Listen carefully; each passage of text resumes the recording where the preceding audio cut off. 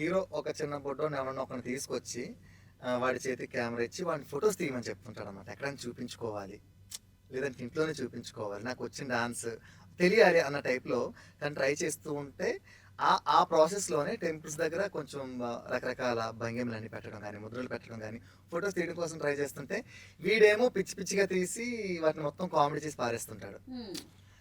అయితే ఇక్కడ హీరోయిన్ కి ఫోటోగ్రఫీ ఇష్టం కదా, సో తెలియకుండానే ఇప్పుడు కమల్ హాసన్ చేసేవన్నీ కూడా నీట్ గా ఫొటోస్ తీస్తుంటది అనమాట. సో ఫొటోస్ తీస్తున్నప్పుడు ఈ ఫొటోస్ తీస్తున్న విషయం అసలు ఏమీ తెలియదు అనమాట కమల్ హాసన్ కి. సో ఆయన ఆల్రెడీ ఒక ఫోటోగ్రాఫర్ తెచ్చుకున్నాడు కాబట్టి ఈ ఫొటోస్ ఎలా వస్తున్నాయి అన్న దాని మీద కాన్సన్ట్రేషన్ ఉంది. సో అయితే ఇక్కడ వాళ్ళకి ఇంకా పరిచయం లేదు.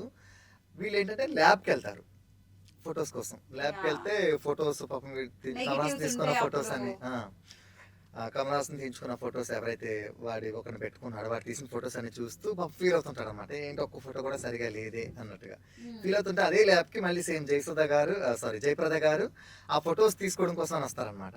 వచ్చి ఆవిడ కూడా కూర్చొని ఫొటోస్ చూస్తుంటది అనమాట. చూస్తుంటే వెంటనే కమల్ హాసన్ ఏంటంటే ఒకసారిగా లుక్ ఇటువైపు షిఫ్ట్ అయ్యి ఆ ఫొటోస్ చూసి అరే నా ఫొటోసే ఉన్నాయి ఇవన్నీ కూడా ఎంత బాగా తీశారని ఆ ఫొటోస్ చూసి చాలా హ్యాపీ ఫీల్ అవుతాడు అనమాట.